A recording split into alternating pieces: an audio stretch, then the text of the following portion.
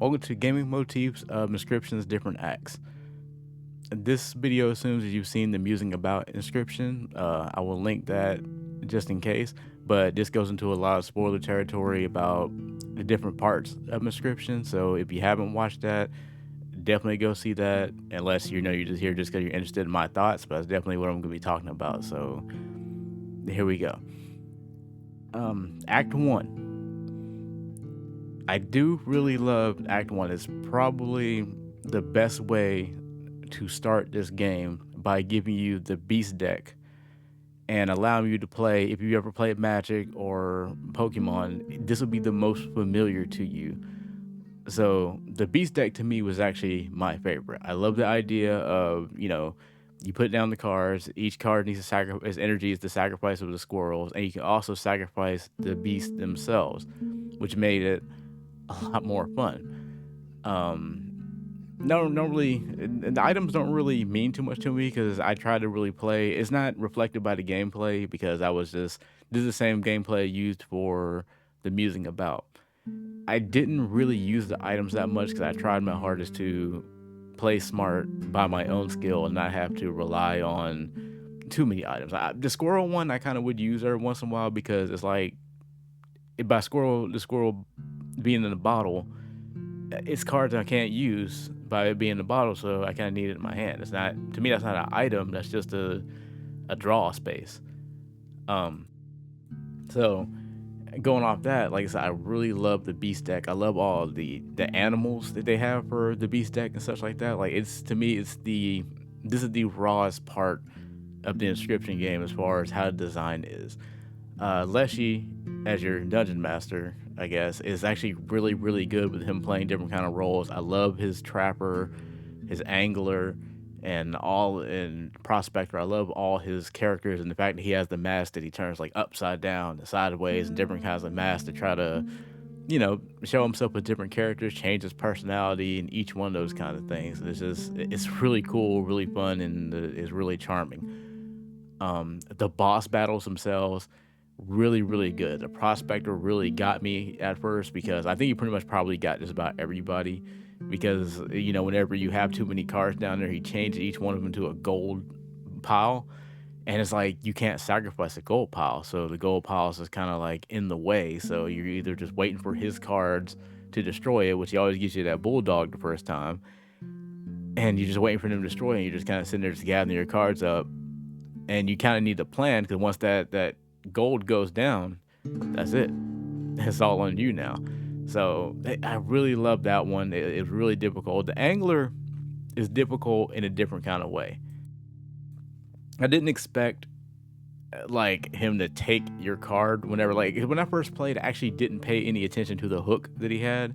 I kind of just ignored it and just went straight to attack. And I think one time he actually hooked one of my cards, but when he hooked a card, it wasn't something I really needed. So whenever he hooked it, I didn't really pay too much attention because I'm like, okay, well, that card's over there now. So it took like, me losing and going back to it to realize, oh, that can actually really be kind of bad. And his second phase, I hate.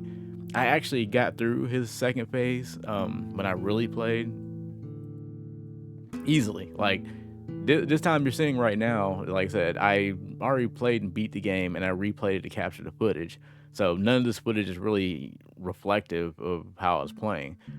I definitely struggled playing each one of these acts or whatever the second time, despite, knowing what's coming. I was playing more recklessly because I was just capturing footage and I wasn't trying to show too much. So I was just I didn't mind being in that constant losing loop. Angler's one of those ones that is the one that will cause you to lose because the second phase, when he puts the chum bait out and you hit, I think it's called chum bait or fish bait, and you hit it and it turns into a great white, you can destroy yourself doing that. And then what also makes it so bad is during this playthrough, I actually beat him on my first run. Well, I didn't beat him. I beat his first phase in the first run so bad, and I guess the game doesn't want you to do that, that he put out an entire grizzly pack. Makes no sense because he's the angler. So his whole point is supposed to be the fish and stuff. But no, it was a bunch of grizzly You can probably see it in the footage, but if you don't, because I don't know if I really get that far, but it's a bunch of grizzly that can fly, that block fly, and do 4 damage. And by that point, there is no way you have any cards on you that would, beat him. There's like no way you'd be able to just beat him that way. I don't think. Maybe you would, but I don't think you should be able to. But yeah, the angler is really good. And then what's it? The prospector, the angler. And is it the trapper that's next? Yeah, I believe the trapper after that. Didn't really find them really all that difficult. I mean, honestly, like I said, I really don't quite remember the trapper, but I don't know. I don't really, man, I really don't remember them being all that difficult. And then playing Leshy themselves or himself or whatever, that fight. Maybe it's because I had the Mantis God at the time or whatever, and I already just kind of had a setup that I was already going to use, and I did use, and I had no problem. I don't know if Leshy's supposed to be a hard fight because it sure enough wasn't for me. And I'm kind of mad at myself. I don't remember the third fight that much. I'm almost certain it's the trapper. But I don't remember the trapper being all that difficult either. I believe, if I remember correctly, when I fought against the trapper, it was easy for me because I had cards that I would use to sacrifice. I don't mean like sacrifice like the regular sacrifice. I mean like I would have cards like Stoat or something like that that were low enough that when I used them, they didn't really bother my line of defense because I mostly had, I think, like two or either one Mantis God. So it was really easy. He really wasn't really that difficult. It was more difficult getting to him than it was beating him. But it really isn't supposed to be. I'm just going through the acts. It's not really to me about the bosses. It's just I love the aesthetic of this game. Like for this to be your start of the game, to get into it, this was perfect. Like this sucked you in. It's difficult. Well, it's not really difficult. There's times of difficulty, but if you build your deck, well, I say build your deck, but you're just gathering cards and you're kind of just going with whatever they give you. I would say that that's not really too much of a difficulty problem, honestly. Like it was. Like at first when I started playing the game, it didn't even really hit me that you couldn't change your cards. I just kind of assumed that you just can't really change your cards. That's what you go with. But then once you start playing in the later acts, and you're like, wait a minute, that is something that was kind of missing in the first act of the game. So yeah, but I didn't mind it though. I know a lot of people may have issues with it. I don't mind the grand fur and stuff like that being in your way. Like I loved each of the gimmicks of each of the maps, each of the battles, and each of the bosses. Even if I can't remember who that last third boss was, but yeah, I really love the first act of this. Puzzles, I wasn't really too bothered by the puzzles. Like I don't.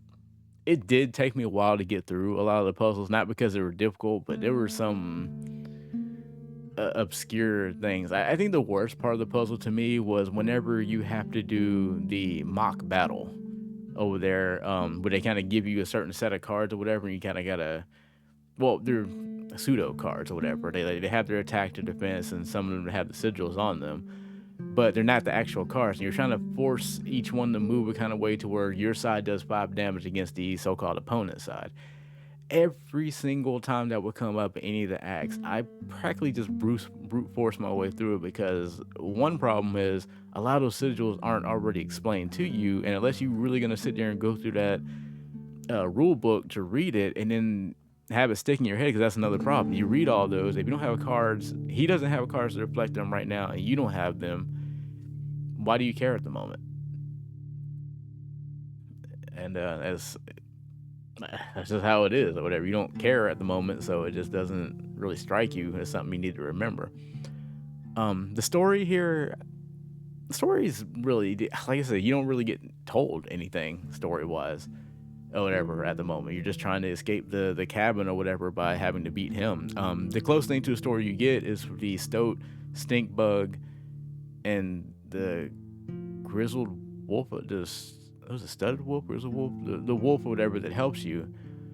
And their conversations are fun to each other, especially the stoat talking to you the whole time. But it's so funny to me that I'm sitting there listening to them talk to each other. I'm like, so who are these people supposed to be? And you're not really given too much hint on who they are. The only thing you know is they're the victims, they're friends, and they've supposedly had a plan. They're working on trying to, escape or whatever. So that's really your only context at the time. So I really liked listening to that and watching that because it was interesting. But to me, the issue is it kind of gets lost as you're playing, because if you're getting into the card game, you're like, oh yeah, there is a little bit of story here, but you're so into the card game, and the more you're losing and the more you're getting into it, you kind of forget, oh yeah, there is a story there. You're reminded sometimes by the stoat and the stink bug and the wolf talking to each other, but other than that, you're not reminded much. And Leshy doesn't really tell you too much. He just wants you to keep playing the game and keep going through his little different phases of characters. But I really like it, and I really like the idea of him taking the picture and giving you your own card that you make, your death card, as he explains it to being. And I guess that's also a hint that apparently, since he got like three talking cards, and a lot of these cards you got, they're not just regular cards. He's taking pictures of these things, and he's getting the cards. So that was an interesting part. But I really, really did like Act One. Like it cemented me of wanting to keep playing the game, to the point that once I finished it and got to Act Two, that's actually when I was like, because I originally watched somebody play it. I think I saw them start Act Two.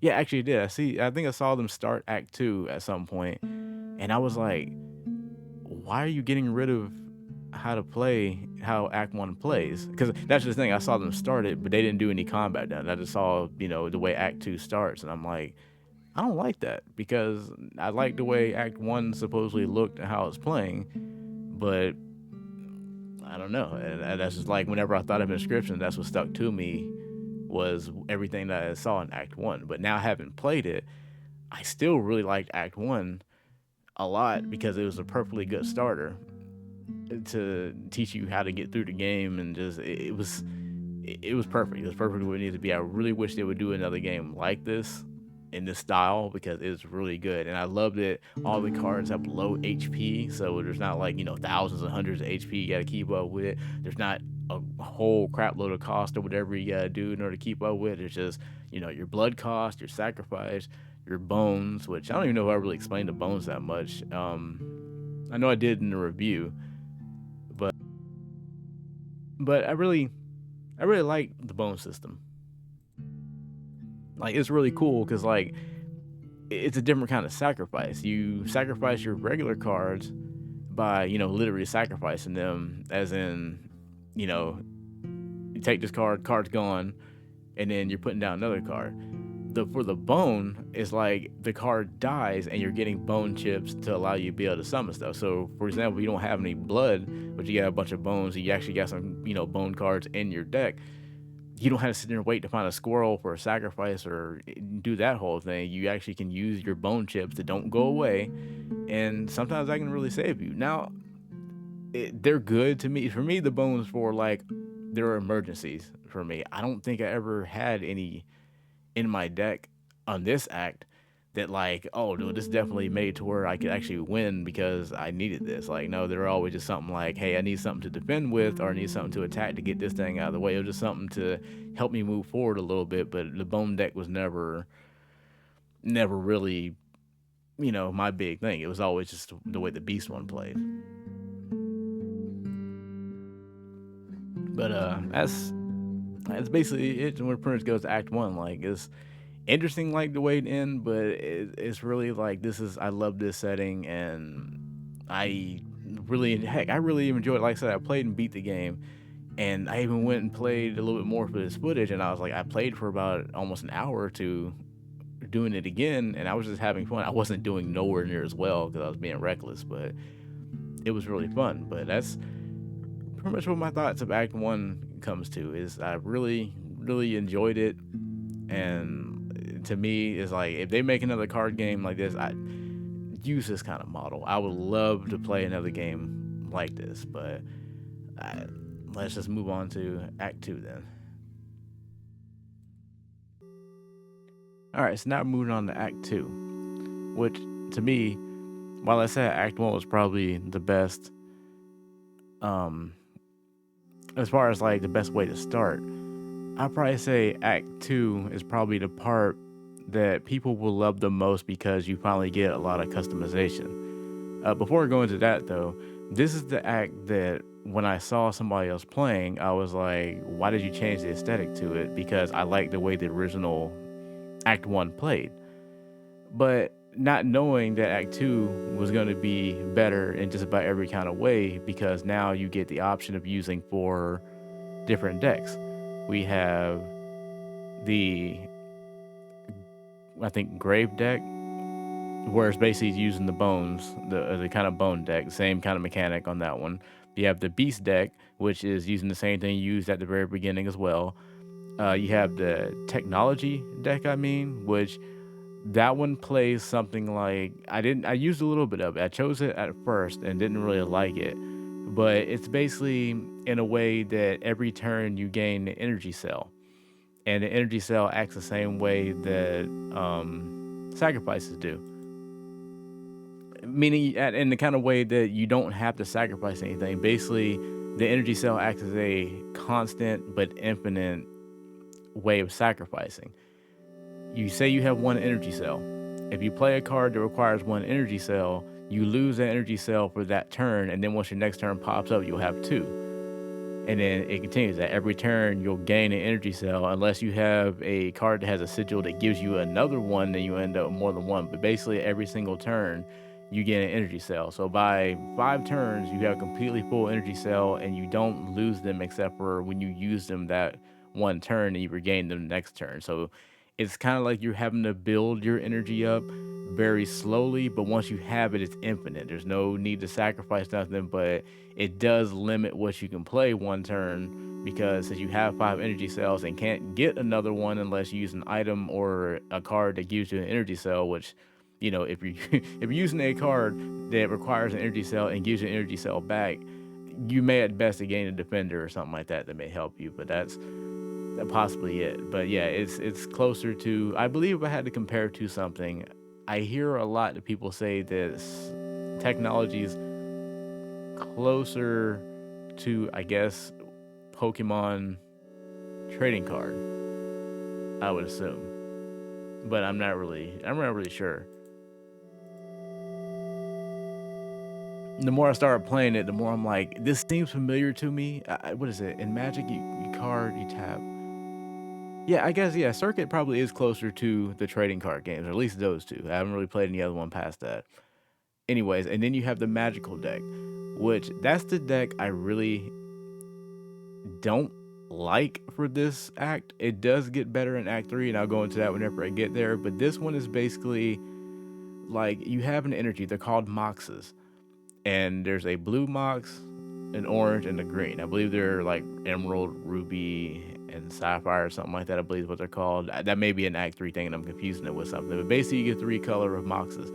When you put the Mox down, it basically allows you to use anything that has that same Mox. Kind of like that's what its cost is, but the thing is, it doesn't go away by it being used. If you push down an orange Mox and you put down, sorry, it's a blue Mox, and you put down a blue Mage, and let's say that one costs a blue Mox. The minute you put down that blue Mage, you don't lose anything. You have it, and then anything else that requires 1 blue Mox, you can just constantly put them down that entire time. But the Mox acts as kind of like a generator. So if somebody hits that Mox and it goes away, most of your cards, some of the cards will completely just go away. Like if you have the blue Mage, I believe the blue Mage, will stay, but you won't be able to play another one out of your hand until you put down a blue Mox. But there are other cards that, if you don't have any Mox on the field, that card goes away completely out of the playing field, no matter what it was doing there. If that Mox is gone, that's the huge sacrifice of using that. While you're not using energy cells or blood, if something that kind of goes away after use, you're now stuck with a energy source that if it is attacked, it could cause your cards completely go away. Kind of like with the bone deck or whatever, once your card gets hit, you get a bone chip, so you have your energy, but a lot of the cards are so fragile, they kind of go away after one attack and they don't do much damage. The Mox is like, you have a bunch of energy constantly as long as you have something there, but you have to be careful where you're putting that because if it goes away, it could cause you to lose every card on your bench or whatever. So, like I said, it's not really my favorite. A lot of people say that once you finally build it, it becomes very powerful. I did not use it. I did not use it during Act 2. I stuck to the Beast deck mixed with the Bone deck. I chose technology when I first played, but I immediately started over once I realized I didn't understand it. And went straight to Beast decks. I'm like, I know the Beast deck and the Bone deck by now, mostly the Beast deck because that's what you learned in Act 1. So I went to it with Act 2 after starting over. But that's your 4 decks. You get a choice of one, but you're not stuck with that one deck. You have that one, and basically your base 20 cards ends up being whatever that is, and you can mix any kind of cards into that. You do not have to stick to, I played Beast deck, I did not have to stick to just having Beast. I could put the Bone, I could put technology, I could put some of the magic if you want to. The only thing that changes from having, which deck you choose is basically how you start and how you start to build the deck. And when I say build a deck, anybody who's played it by now, or in case you haven't, you're just interested, this is the part where you can actually build your deck. So you can only have 20 cards in your deck. And when you do, you can put any one of them in there. It doesn't matter what you put in there, but it has to be 20. Can't be no less, can't be no more than that. And this is where I'm like, it's kind of where it's better than the first act on that alone, because that's the weakness of the first act. You're stuck with whatever you're given, and I think Lesh gives you like a deck of squirrel cards. I think it's probably like 7 or 8 or whatever, and you start out with, I believe, like 4 or 5 beast cards in Act 1. In Act 1. So it's like any card you get, you're forced to use. And I don't think you ever have over 20 cards when you're playing that, 'cause I don't think it's even possible to even get over 20 cards throughout each of the combat things like that once. I don't know, maybe he does play the 20 rule, and I'm just not familiar with it. But with this one, you're actually able to build your own kind of deck, and it could be of any kind you want. The world, I like that this is a world that Lesh already at this point, because you went against him, you were in his cabin, blah blah blah. So now you're seeing what it's like outside the cabin, kind of like a pixelized version of everything that he was bringing in at the time. Like, you see the trapper, like you see the real trapper, you see the real angler. You actually get to see them doing what they usually do, and you play them. And once you play them, it's like, it's cool, being able to finally play these characters that you only see Lesh acting like, and then you play him as well. And it's cool. You go through these little things, like you get his camera, and they want you doing these little puzzles. Like, again, I brute forced my way of that, actual card like puzzle or whatever, the one where you're trying to do your pseudo combat. But it was fun doing the little puzzles, taking the picture of this and this, getting what NPCs. It was like very close to the Pokemon trading card game. You could tell graphically the way it was.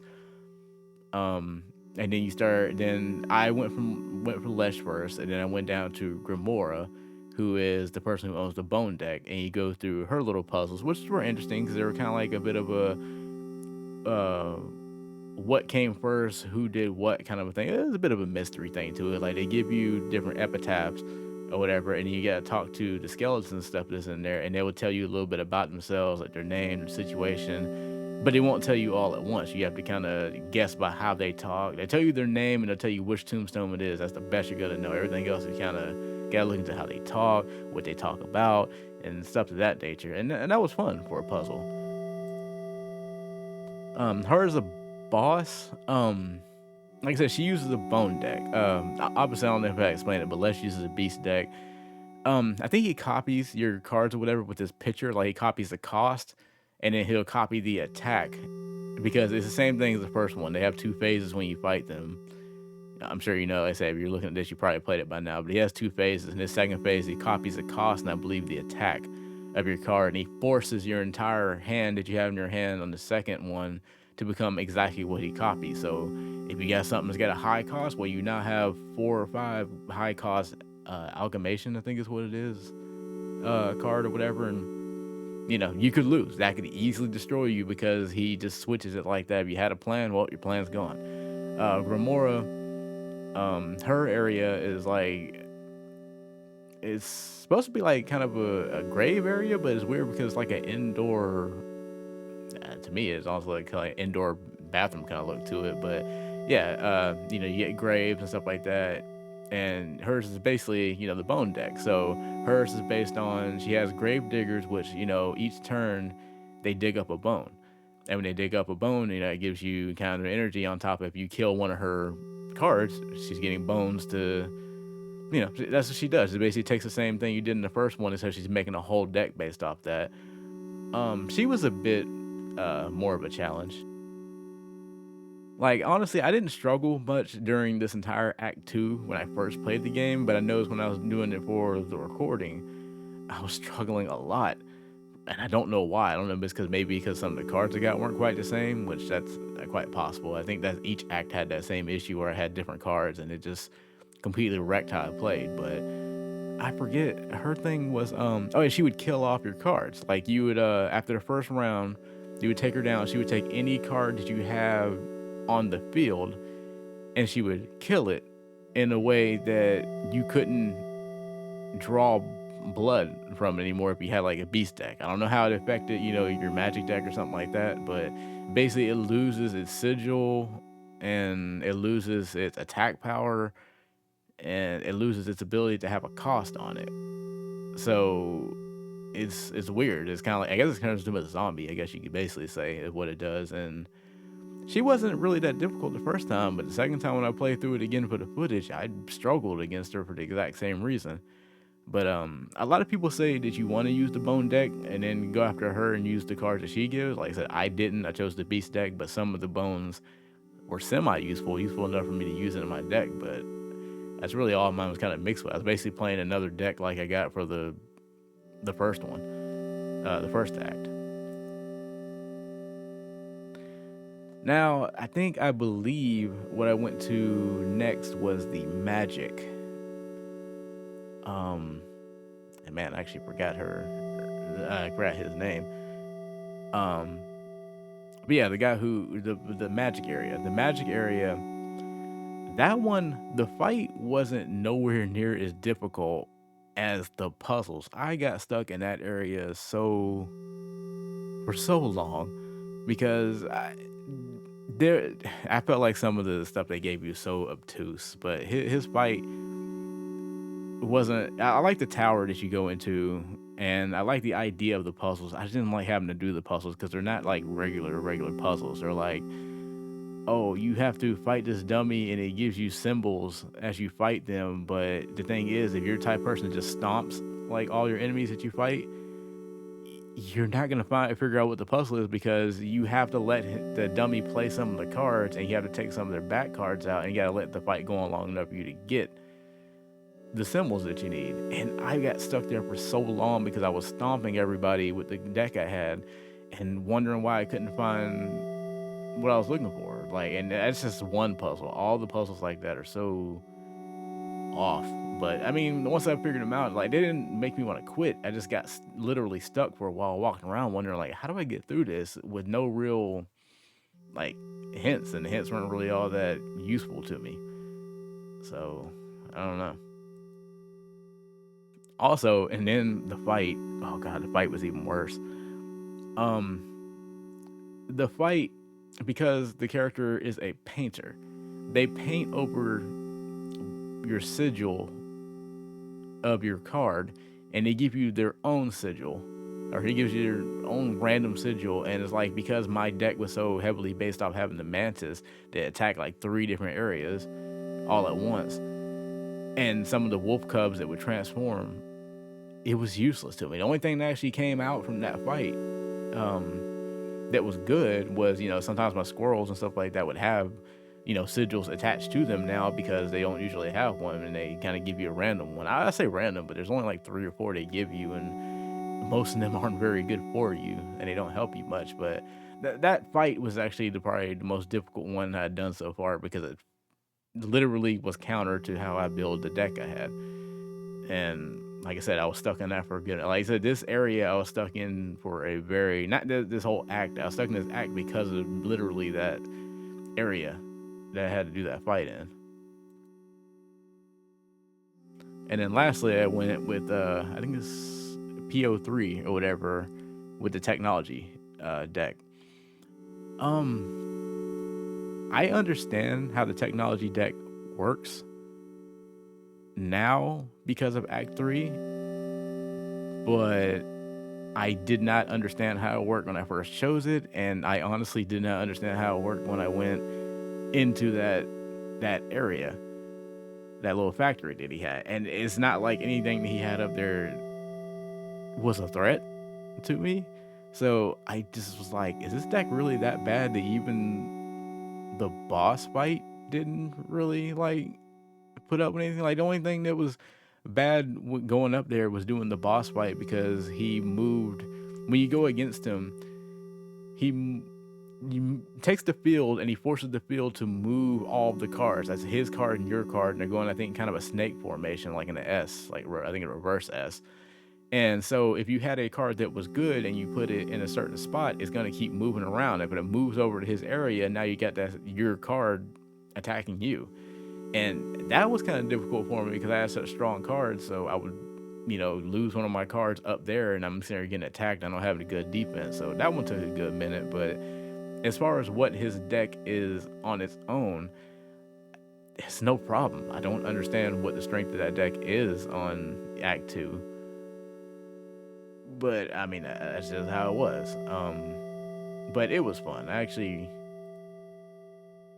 really, really like the aesthetic. Like, I really like the Pokemon look of this area. Like, to me, I loved it probably like as equally as I did the first act. Because the first act was like, oh, cool, this is a cool type of game look, and the second was like, oh, this is a really cool look for kind of an indie type game, imitating Pokemon. They did it really good with all the designs. They're called scribes. I keep calling them bosses, but they're called the four scribes or whatever. And each one of them had their own little areas. Lesh with the cabin, Grimora with the grave area, but it doesn't feel like, I think it's supposed to be like I don't know what it's supposed to be. It's supposed to be a grave, but I guess the inside is I'm trying to remember what it is. It's the area that keeps all the bodies and such like that. I believe that's what they were going for. I don't really know. I just know the outside of the graveyard, but you're suddenly inside a building. And the factory for for the computer for PO3, and I don't know, for life of me, I cannot seem to remember the name of the painter.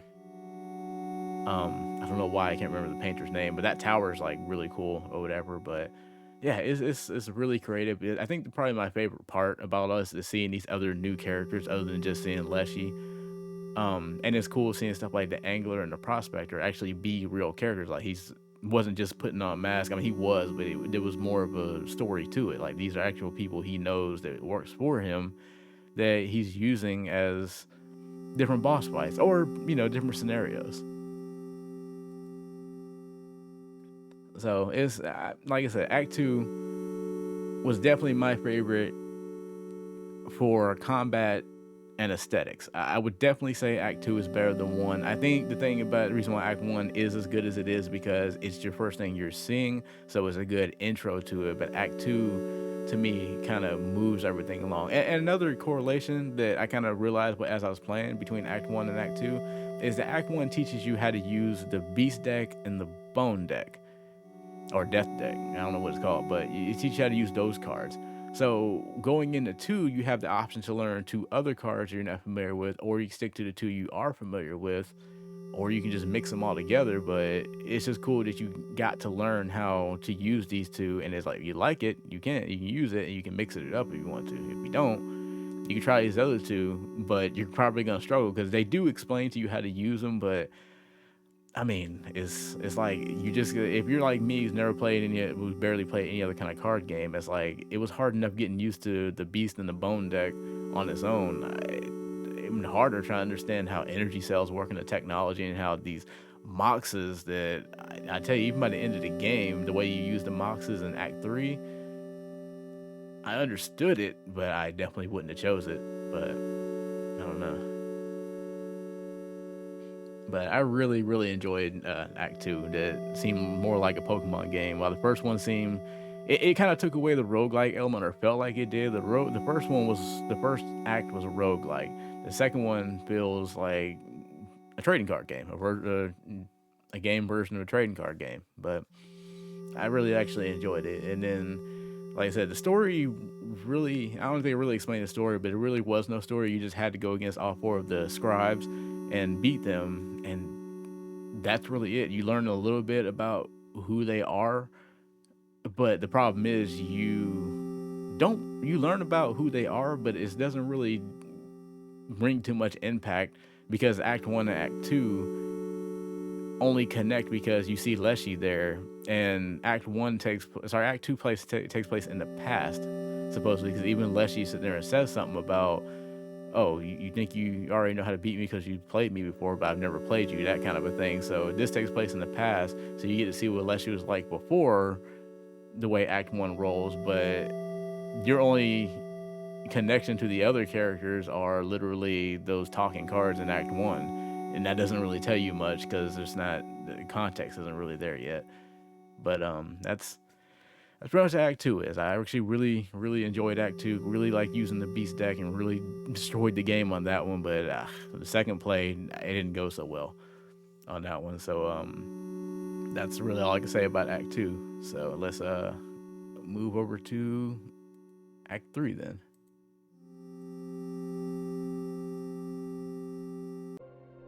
Here we are, Act 3. The most difficult to start with act that I had so far. Like, Act 1 was like a bit of a pain to learn because I had no idea how cards work. Act 3 was so much worse because now I'm using a deck that I'm not really too familiar with. But to go back, before I go into that, let me go back to Act 2. Magnifices was the character who was over the magic deck that I couldn't remember their name. At the very end, you had to fight one of the scribes that you didn't already fought as kind of like a final battle kind of a thing. And I fought Magnifices. And it was easy, just like last time. No, easy-ish like last time. And once that happens, now you're getting thrown into Act 3. Act 3, to me, was very difficult because I tried the technology deck in Act 2, and it didn't work very well for me because I didn't understand how it worked. Act 3 is where you are forced to learn how to use this deck. But before I get into that whole deck or whatever, I'm going to get into, what type of situation we're in. So you're brought into this future type area where, if you're looking at the footage, you see that it's about really kind of the same thing that Act 1 was doing, but now the old lanes are open to being 5 cards, so it's 3 rows of 5, and you're forced to use the technology deck. You go through this open area. I want to say it's not open like open world, even really kind of like open zone, but it's more like, instead of being like what Leshy would do and you were forced to, go up here, this one you're kind of like, oh, you can go left or right here if you want to go down here. They lead to certain things, be it, money or, anything of that nature. Still the same kind of rules where, each area can kind of give you something else, but these are more open to go back and forth with. This one is like, now, since you're in this type of future area, it seems like the type of area you're in is like the second act, but in a more destroyed dystopian kind of way. So it's kind of the same kind of map as following. So when you still go to Leshy's cabin or what's left of it or something like that, and you can go to any one of the areas, and I guess what it is PO3 has taken over.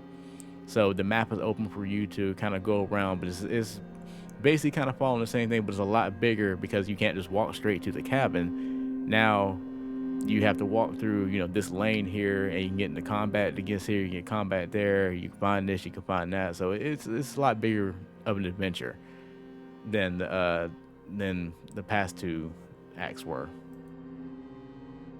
But the part that really, really made this difficult was this technology deck, because as I explained before, the technology deck is based off of energy cells. The energy cells are replenished every single time one of your turns shows up. The only way you can get more, as I said before, is if you have a card with a sigil that gives you an extra battery cell or whatever, and you go on from there. So basically, what I found myself doing was playing defense the entire time that I played this chapter, because I'm just trying to build up enough energy cells to use the stronger cards. That sounds like maybe if you played Magic the Gathering or Pokemon trading card game, that sounds probably closer to what you're probably familiar with. I like this version of the technology. I don't think they're one to one the same as Act 2, because I know the technology deck in Act 2, well, I'm sort of looking at it now. I guess it did cost energy cell to use. I think it's called Leap Bot or something like that, or whatever, or Leap Automation or whatever. So yeah, I guess it was the same thing. It's just this act allows you to use empty vessels, which act just like squirrels. You always have 7 or 8 of those in your deck. So to me, it feels closer to the beast deck while kind of doing its own thing. So I actually really liked how this one played.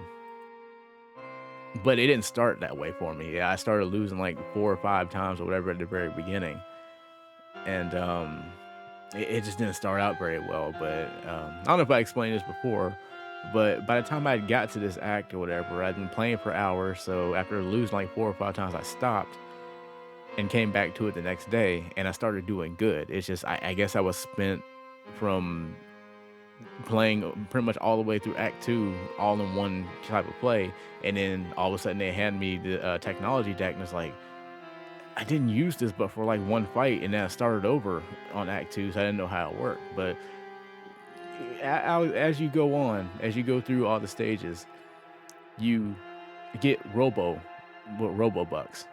And I didn't really explain this on the other one, but what is it? In the first act, it was you get teeth by doing more damage than you're supposed to against Leshy or whatever, other than the 5+ whatever. I didn't really explain. I don't think I explained this in the musing about, because it's not.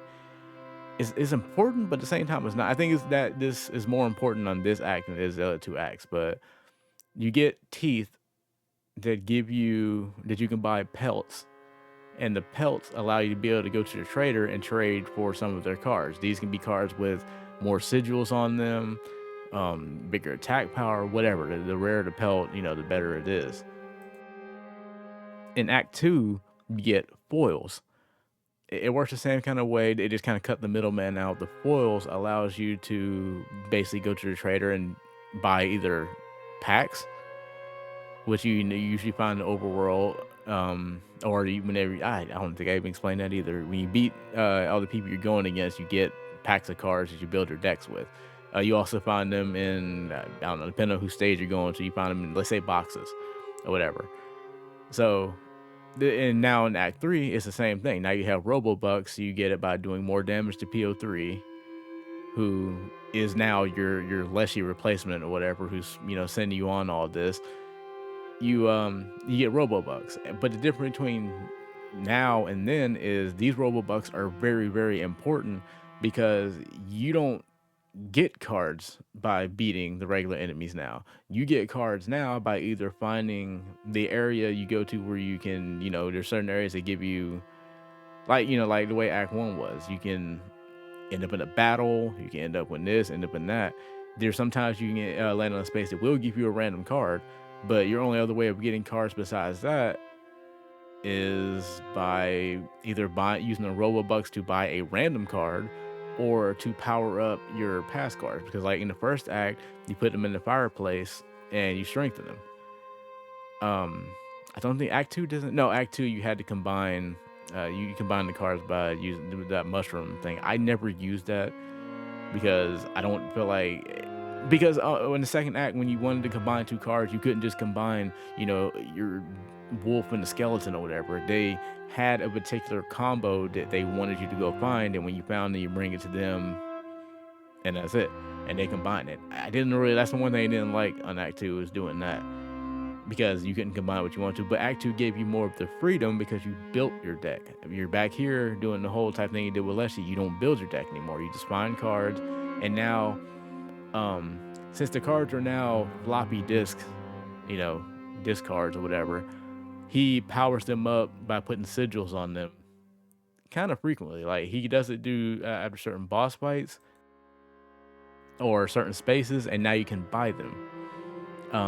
This is like your lifeline. This right here is what makes or breaks you being able to get through Act 3. If you do not power up your cards with the right sigils correctly, you can soft lock yourself out of not being able to win this. Not because, I'm not gonna say, okay, maybe soft lock might not be what it is. You will have an extremely difficult time and have to get extremely lucky if you don't learn how to build your deck around the sigil that you made for these cards, because these fights are difficult. Because it's not even just the boss fights. You run into, the fights are in set places all the time, and then you have these bounty hunters. Like, every time you win a certain amount of fights or whatever, a bounty hunter comes after you. Basically what that means is, in the middle of one of your regular fights or whatever, there's a gold face card that would pop up that is like kind of super powered. They may have like 6 damage and like 8 health or whatever, or they may have like, touch to kill, or death touch or whatever.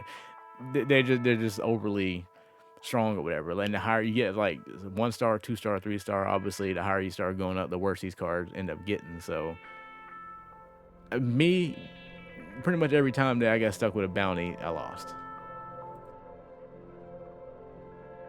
But yeah, so it's the same thing as like Leshy. It's more of an open type area, and basically your objective is you're trying to go through all these 4 areas, which is the same kind of map as Act 2, except the bosses are called Uber bots, and they're basically, I assume story-wise, they're supposed to be some type of futuristic replacement for each of the scribes, because you have a Leshy one who takes a picture of your deck and forces your deck to, or forces the entire field to go back to wherever the picture that you had.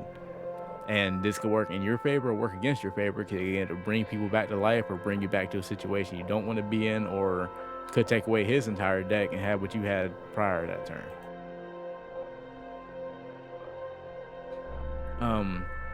That's basically how his works. And when you go down to Kimura, who has the death deck, I honestly, that one wasn't really all that really difficult to really do as a fight, because I don't think the gimmick really transferred well, because I believe that most of that fight right there was just all the cards coming back to life on a constant basis.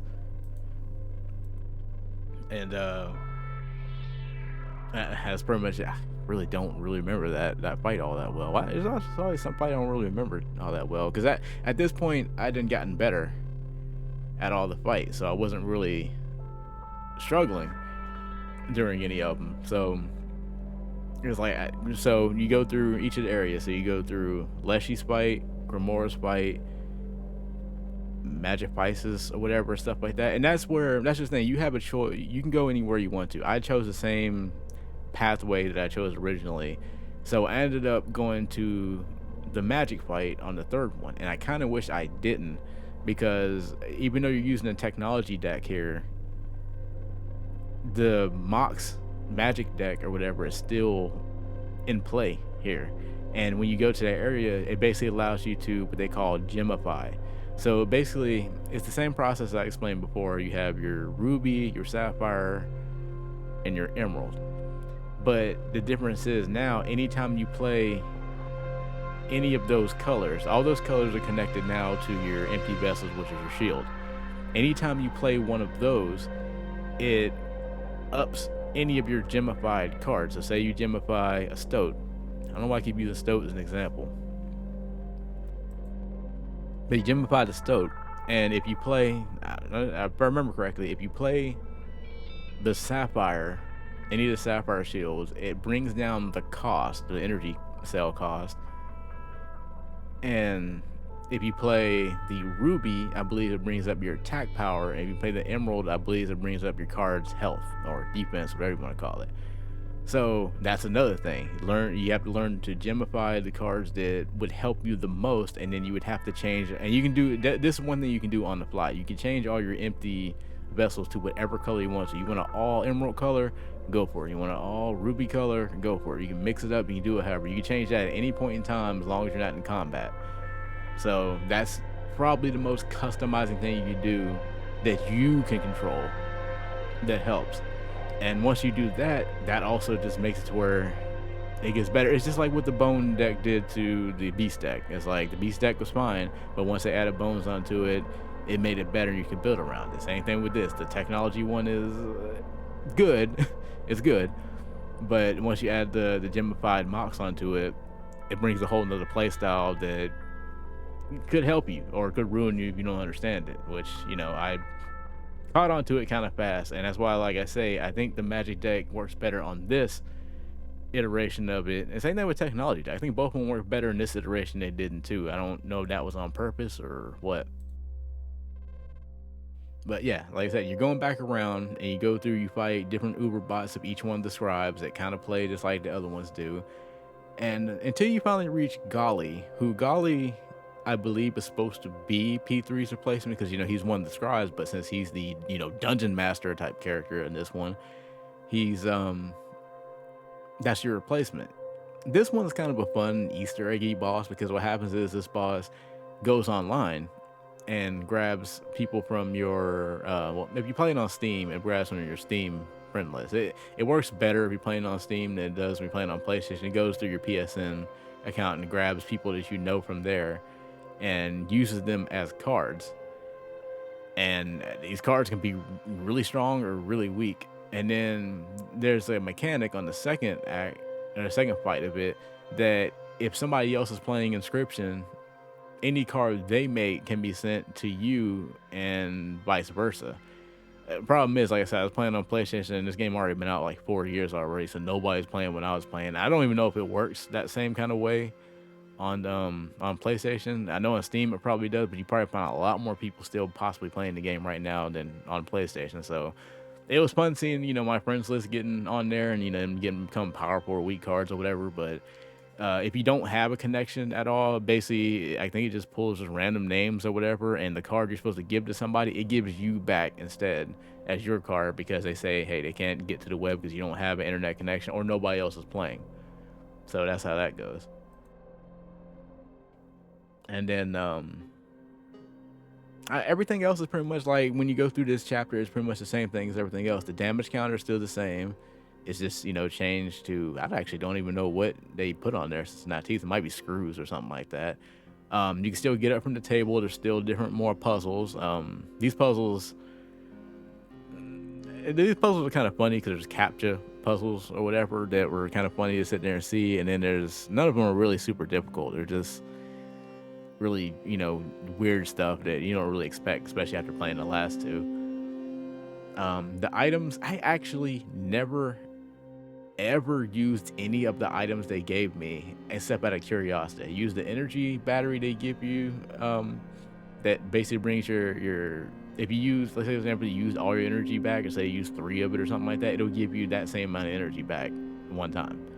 I used that once to see what it did. There's a bomb item that basically puts like bombs all over the field, and if those explode, they can practically blow everything up off the field or whatever. So it's a good screen clear if things are really going bad for you. And if there's more, I never used any of them because I already didn't use the items in Act 1. I don't even remember if there were items in Act 2. I don't think there were. I don't think there were items in Act 2. Or were there? No, probably not, because you can mix the deck. So they took away some of the mechanics. There's no need for it. And on here, I didn't use them at all because to me it was more about building your deck the way you want it to be. But as far as that goes, this is still pretty much the same thing. It's just more open. And you have more. There's more to winning and losing. Another thing they didn't really explain is whenever you lose, you drop money. You get any of the money that you got. Let's say when you got $20 over, and you drop it. and you got to go back and get it. Anybody who played Dark Souls is kind of familiar with that. But I guess if you want to say something, the Act 1 is roguelike, Act 2 is Pokemon trading card, and Act 3 is Dark Souls roguelike kind of thing going for it with that. But that's really the only real thing. And I never even, I've lost before and went and got my money. I think the only time I had a problem with that was this time playing, when I was playing for the second time to catch footage.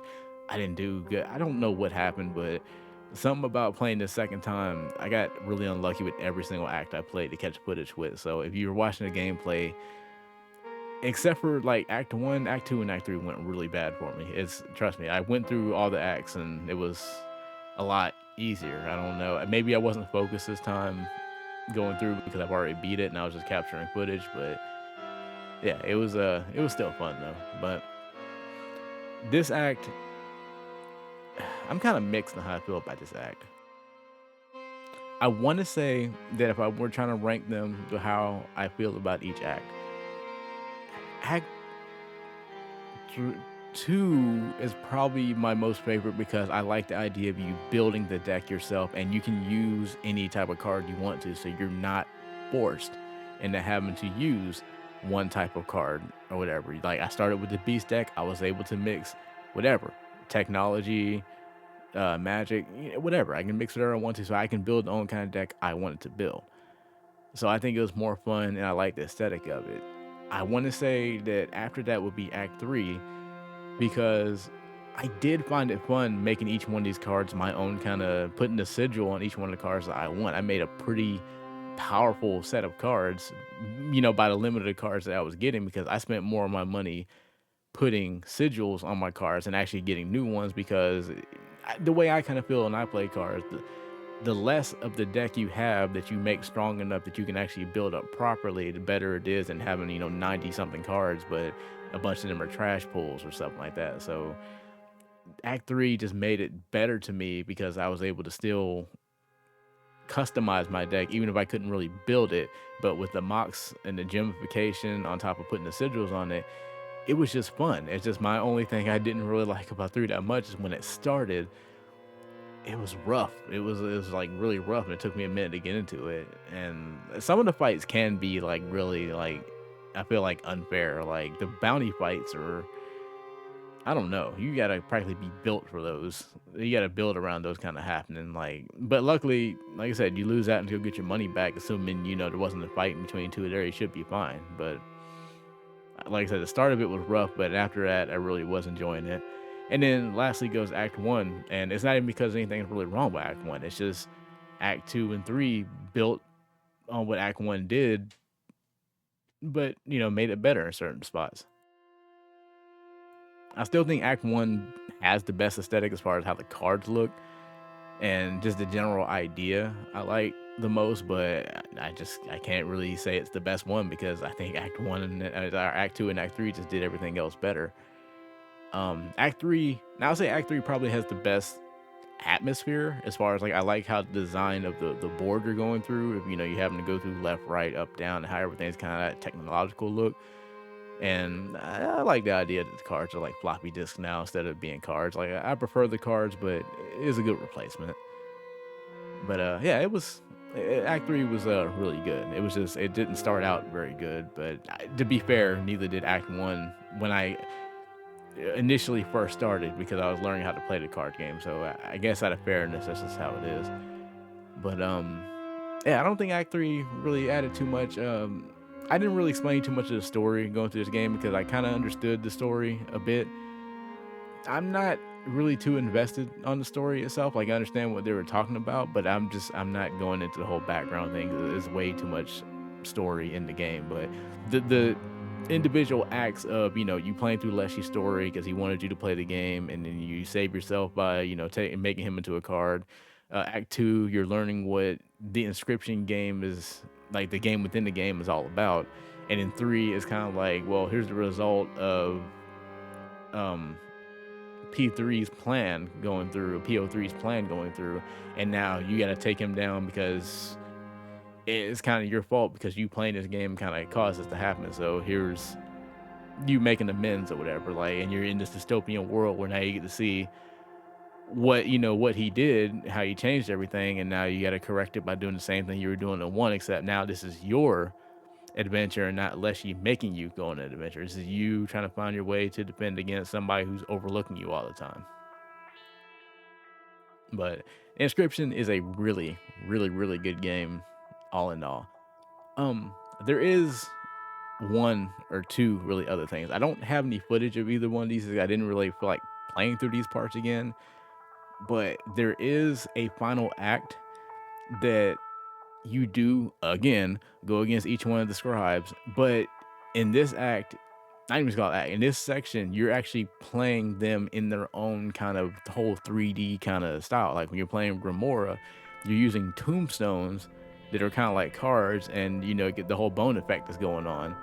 So it's really cool because like stone, and it's a really, really cool effect. You really have to play it and see it because I can't really do it justice by explaining it. But just like with Leshy with the regular cards, and PO3 with the floppy disk, this is really cool to see. And hers is like a small puzzle board that's like got two enemies, and then you fight her or whatever, and it's really fun. And then there's you fight Leshy again, and you fight him in the same style you do in the first one. He's just and you fight him, and he doesn't really feel like a boss. He's kind of remorseful and just wants to play against you, and it's really cool because you've dealt with him all game, and it's the first time you're kind of seeing eye to eye with him, and he just wants to keep playing you. I think after you start fighting him, he kind of just throws away the scale, and he's like, let's just keep playing until eventually the game starts going forward, and you can't play him anymore. And then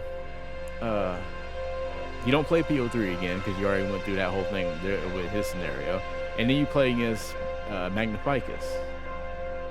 And this is like the one time that maybe it's a good thing they didn't go too far with it, because maybe this is where the budget went, because you really play a Yu-Gi-Oh style against this character, against Mag. I just call it Mag. And it's so aesthetically cool looking. I don't like the fight much because I still don't like because now you really are using the magic deck, and there is no other gimmicks to it. You're really using the way you had to use it in 2, except there's no mixing your other cards. You're forced to use this gameplay, and it's cool seeing it visually, but oh man, was it frustrating. I don't know if you can even lose that part of the fight, but I sure know I was getting annoyed because it's kind of an in-game sequence. It would be cool if the rest of the game had that style, but I can see why not. That would have been too much to animate and stuff like that. But it shows what they could do. But it was really cool seeing that, because now you've seen how every character would play their kind of game. So they would say, for example, you could switch, and instead of Leshy being your Act 1, let it be Grimoire. So now you get to play something kind of different. I mean, you can't do that now, but if they decide to make DLC or make a second game or whatever, it shows they don't have to stick to the style that they've done here. I mean, they've already showed that with PO3 with using the floppy disk and the way that looks. So it was a really cool final act. The story was crazy. I'm not even gonna try to explain it because I don't understand 100% of it, but it was just cool seeing those different kind of styles of the card playing, and going against the scribes again, and really going against them instead of seeing them through the eyes of either Leshy putting on a mask based on them, or PO3 making the uber bots of them. You're actually really seeing how you would have played them if they were the actual dungeon master or whatever. So then once the game ends, you unlock something called Casey's Mod. This is a character that you will see, or if you played the game, you've seen constantly not constantly, you've seen him on and off her act. And with this mod, it's kind of like a gauntlet challenge run. I played a little bit of it. I don't know if you play anybody other than Leshy, but basically you're playing it with imposed challenges of like, oh, pelts cost more, or the cost of your enemy, the cost of your card cost more, or your enemy has this, and it's a different like challenge roguelike. It's closer to the roguelike you're probably used to if you play like Hades or something like that. There's imposed buffs and debuffs that go into it. I only played for a little bit. I didn't really get that far because I didn't already at this point. I done played Act 1, Act 2, and Act 3 was as hard as it was. And Casey's mod didn't seem to add anything to it. Maybe it does a bit of lore. Maybe it does when you go further. But I'm like, I played everything that I wanted to do on here. I enjoyed the game. I enjoyed what I played, and it was fun. So I wasn't gonna go any further than that. But it is another thing. I didn't count these other two as different acts because the going against the other four people didn't feel like another act, even though the game treats it as another act because you can just upload straight to that moment. But I don't consider it one because it doesn't go on that long and there's no large board to go through, so it didn't feel like it. And Casey's mod feels like an extra DLC mode or something, so I didn't feel like it was another act. But I wanted to add on to it just to throw my opinions out there. So the final act is really cool and really awesome. Casey's mod, not for me, but it's something that's there. But all in all, like I said, the entire time I was playing this card, while I was playing it and not playing it, it was all I could think of. It was so fun, and it's a game that I can probably keep on my system, and I'll probably play again there once in a while whenever I get bored. I would love to see another game like it, or anything imitating it, or just another sequel. It was just really fun. Like I would really love to see another game like this. I know there are some other deck building games I may give a try. This may be the game that can piece me get into playing them because this I absolutely love and adore this. So that's really all I can say. I mean, if you've been here, the entire time listening to me yammer about this game or whatever, I really appreciate it. This is the kind of style that any of these the gaming motifs would be in. It's literally just me just straight up explaining, like, um, just me just going and going and going. I want to say, like I said, I didn't add any of this other stuff to the regular video because I didn't want to, bog down a video and tell people too much stuff because it's a review and I want to keep it light so people can go and play it. These sections are for me explaining anything I think of, and I may have missed some stuff here and there. I know I didn't explain like some of the items and stuff. I'm not gonna go into every kind of detail. I really just wanted to explain how the acts played. The gameplay, I mean, you can go play it yourself, or you can see the footage I have there. You see some of it. I just wanted to explain the acts, the different decks, the aesthetic of the game, just the stuff that I really, really, really enjoyed about the game that I couldn't do in the review without spoiling it. So this is kind of me just, really yammering about the game. But I appreciate anybody who's sitting there and listened up to this point. Look out for future videos that are kind of like this. I don't know if I'll do another one on Inscryption, maybe if it gets some type of DLC. It's been 5 years or 4 years since the game came out, but if anything else comes to mind about this game or any other game like it, I may talk about Inscryption again, but for now, this is pretty much it about it. And thank you very much. I really enjoyed the game. Go play it. If you came by this video first, hopefully I warned at first that this is spoilery. At least I hope I did. Um, but yeah, it's if you've seen this video first, go check out my musing about Inscryption to kind of get an idea how I feel about the game as a whole. It's very, very, very baseline, but it's spoiler free. But this one, any of these videos are definitely going to be spoilery from here on out. But I appreciate it and thank you very much for seeing this video. I don't know what the next one's gonna be. I believe.